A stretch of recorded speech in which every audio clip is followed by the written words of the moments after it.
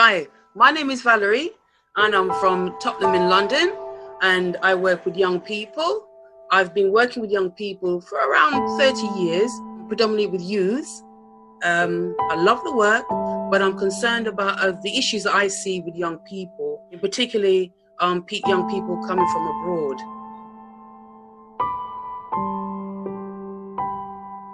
I would define a migrant as someone who's not from this country. This is someone who's from abroad. The young people I've worked with have come from war-torn areas like Syria, Yemen, certain parts of Africa, and they come over here because there's been upheavals, mostly political. So in fear of that, a lot of them have come over here. The sadness I find is a lot of these young people have migrated in this country without even parents or a parent. So a few of them will come over here by themselves. Well, from my personal observation and experience, I'm concerned because a lot of the displacement, I mean, even if you watch the news, you know, a lot of them are dying on the way to some countries who, in some places, are refusing them. You know, you've got migrants who are going around different countries and still certain countries are blocking them from, you know, staying. And when they have found somewhere to live, they're still having issues in housing. You know, they need things, food, employment, you know. So, and then if you look at some of those countries, they're under a lot of economic stress. Particularly now, it's even more worrying for these displaced migrants.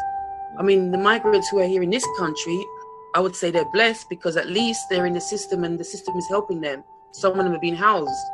So that's a start, you know, and some of them are in employment. But for those in certain other countries where the economic maybe not so strong as England, it's more of a worrying concern. And then working with the young people here, where their families are a bit displaced. One young lady explained to me she don't even know where her mum is. She was coming home from school. Soldiers came to where they live, shot her dad right in front of her, and all she knew, she just had to run in that moment. And for about 3 years, she doesn't even know if her mum's alive.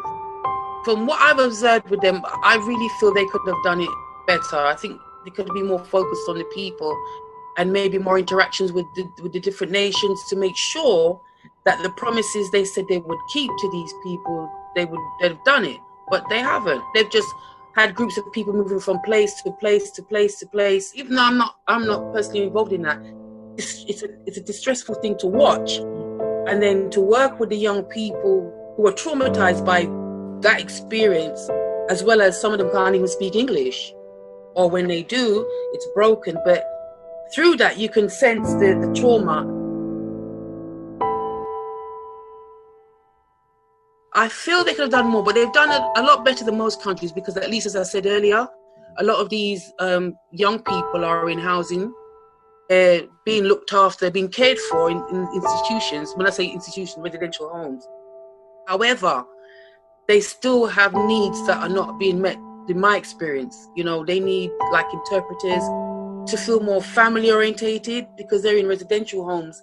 You can see that they're kind of isolated in their own way as well. They don't have many families, so maybe there could be more, maybe activities, community things for them.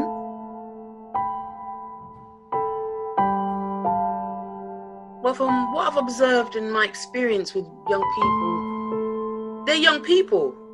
Like every young person, any country you go, they're just young people having similar problems, similar issues, except these are people that are maybe displaced, which will have a more deeper effect on them. What I found is that that individual or individuals tend to be a lot more quieter or isolated. However, if they're teamed up with somebody else from their country land who can interpret, you find that individual, working with them in a holistic way, you can connect, you can draw that person to come out, you know. But again, the needs need to be met as well, like emotional needs. That's a big one. A friend, somebody who can understand them, their culture, the same, you know, language. But it also helps them in their confidence. When you peer mentor them or put somebody with them from the same culture, you'll find that person will blossom more, they will talk more, you know. And at the same time, they may not understand you, but if you verbalize it with your body language, they can pick up that you're trying to communicate, even though you don't understand.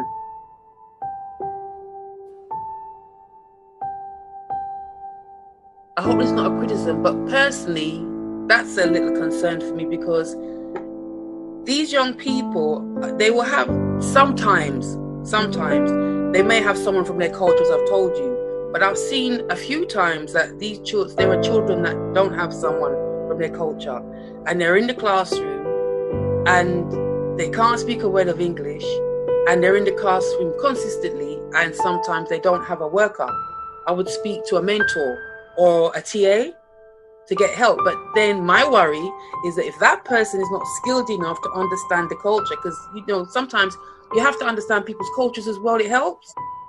So if they don't even have that basic, that can be a barrier.